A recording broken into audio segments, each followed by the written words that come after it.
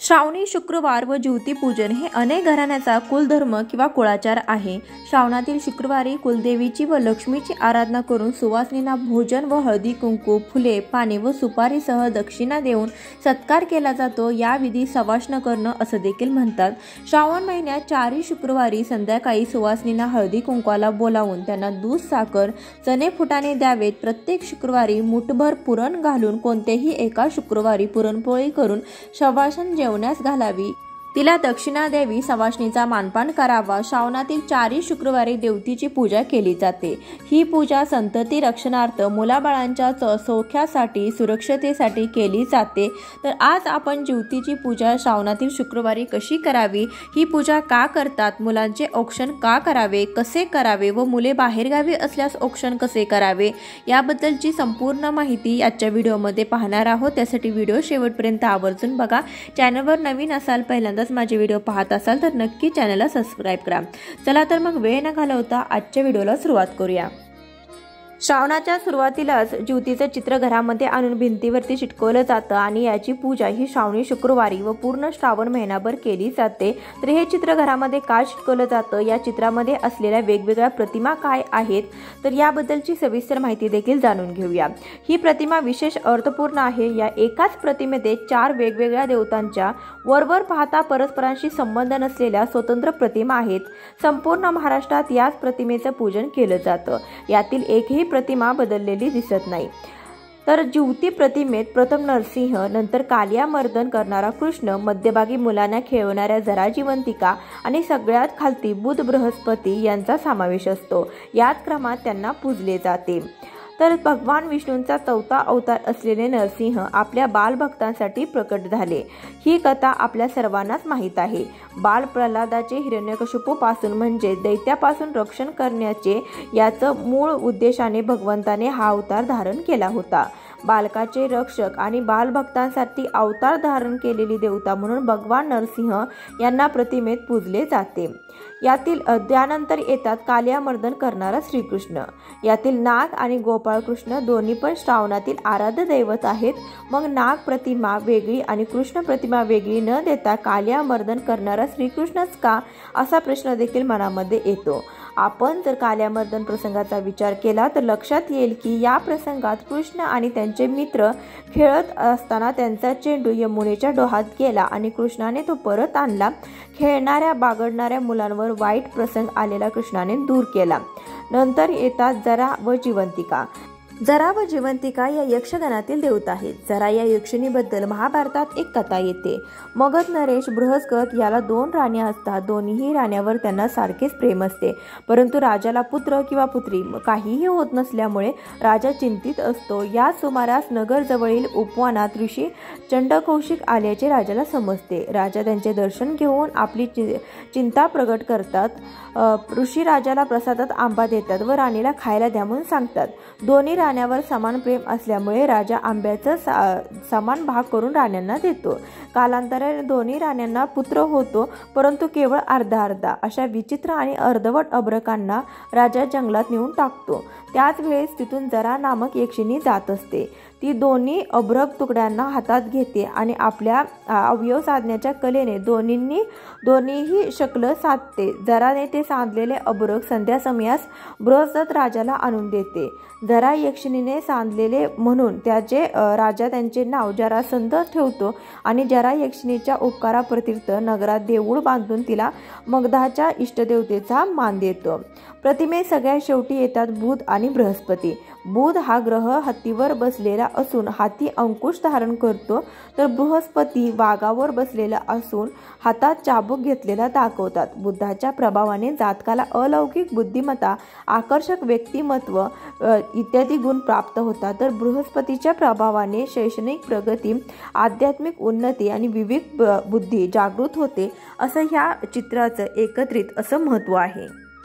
पूजा मांडणी करण्यासाठी ज्या जागेवर आपण पूजा मांडणी करणार आहे ती जागा स्वच्छ करून पाण्याने पुसून घ्यायची आहे। त्यानंतर तिथे छोटीशी रांगोळी काढायची। रांगोळीवरती हळदी कुंकू व्हायचं, फूल व्हायचं, भूमिपूजन करून घ्यायचं। त्यानंतर त्यावरती पाट किंवा चौरंग मांडायचा, त्यावरती लाल वस्त्र अंतरायचं आणि सर्वात आधी दीप प्रज्वलन करून घ्यायचं।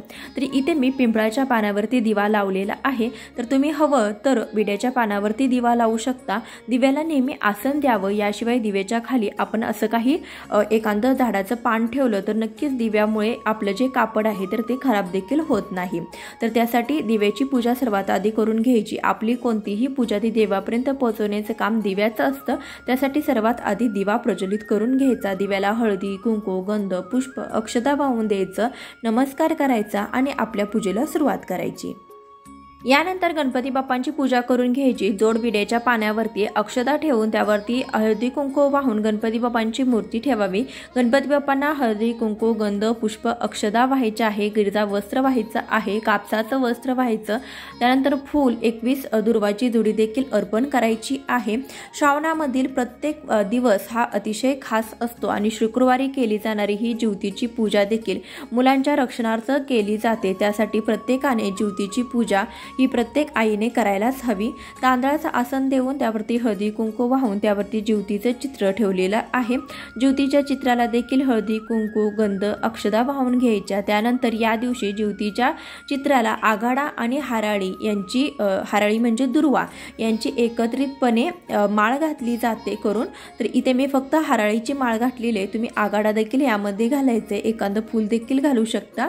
त्यानंतर 21 मण्याचं आपल्याला कापसाचं वस्त्र या पुष्ट्याला या ज्योतीच्या चित्राला अर्पण करायचं आहे। तर यामधील महत्त्वाच्या गोष्टी म्हणजे दुर्वा आघाड्याची माळ आणि त्यानंतर 21 मण्याचं कापसाचं वस्त्र हे ज्योतीच्या चित्राला आवर्जून प्रत्येक शुक्रवारी घालायचं आहे। त्यानंतर एक विडा देखील आपल्याला या पूजेमध्ये ज्योती मातेला समर्पित असा व्हायचा आहे। विडा ठेवण्यासाठी 2 विड्याची पाने घेतले, त्यावरती विड्याचं साहित्य ठेवायचं आहे, हळदी कुंकू व्हायचं आहे, त्यानंतर एक पुष्प व्हायचे, अक्षता व्हायचे, असा विडा आपल्याला या दिवशी ज्योती देवीला अर्पण करायचं आहे। यानंतर या दिवशी आपल्याला देवीची ओटी देखील भरायची आहे। तुम्ही खणा नारळाने भरू शकता, ब्लाउज पीसने भरू शकता किंवा एखाद्या सुती साडीने देखील ओटी भरू शकता।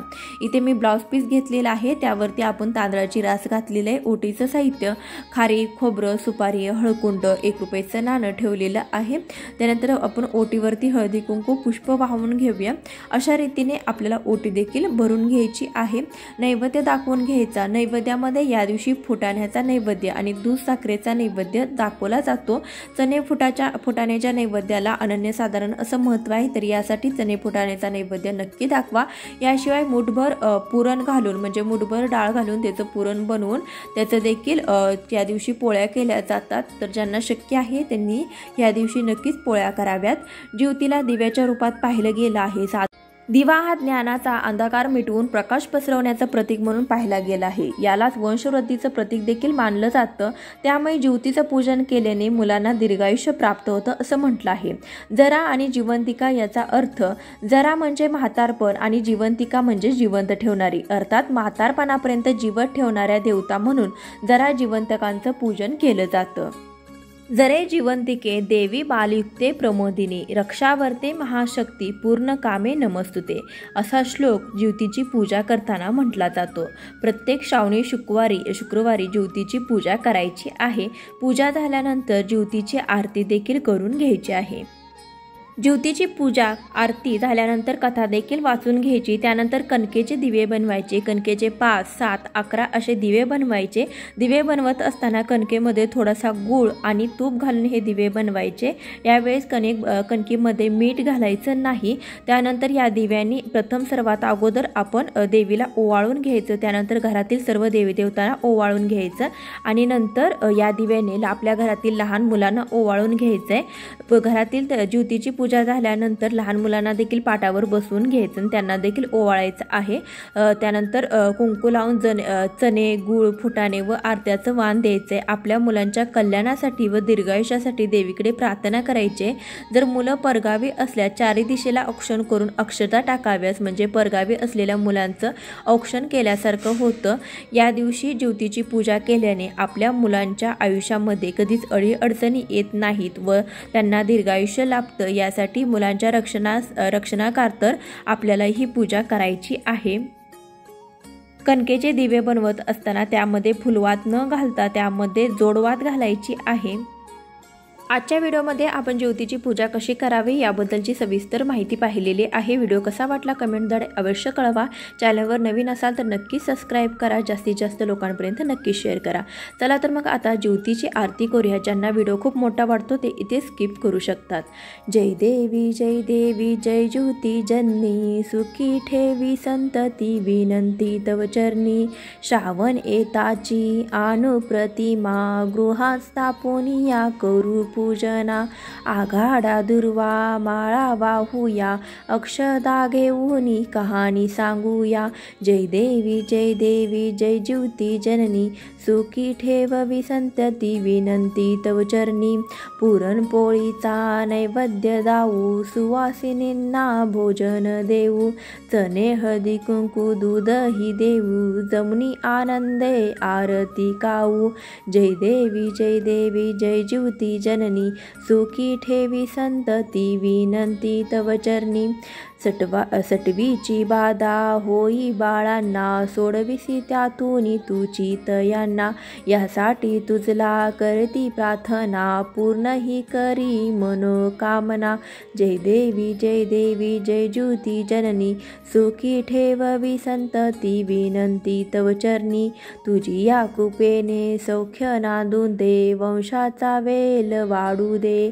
सेवा ही व्रत नित्य घडू दे, मनुची हेतू पूर्ण होऊ दे। जय देवी जय ज्योती जननी, सुखी ठेववी संतती विनंती तव चरणी।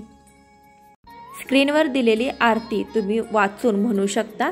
प्रत्येक शुक्रवारी प्रत्येक आईने आपल्या मुलांच्या रक्षणार्थ ही पूजा करायची आहे आणि आपल्या मुलांचं औक्षण करायचं आहे। मुलं परगावी असतील तर चारी दिशांना औक्षण करून अक्षदा टाकायचं, म्हणजे त्यांचं देखील औक्षण केल्यासारखं होईल।